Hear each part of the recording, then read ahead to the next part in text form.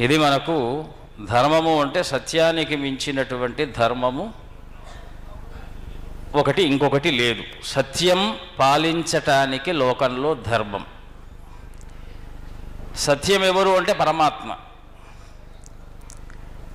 బీజం మాం సర్వభూతానాం విద్ధి పార్థ సనాతనం.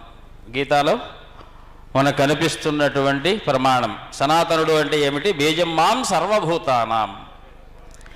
కనిపించేటువంటి చరాచర జగత్తులో సర్వము కూడా అంతర్లీనంగా బీజరూపాత్మకంగా ఉన్నటువంటి ఏ సనాతనం అనేటువంటి ఈరోజు మనం ధర్మానికి ముందు సనాతనం అని చెప్తున్నామో అది సత్యస్వరూపం.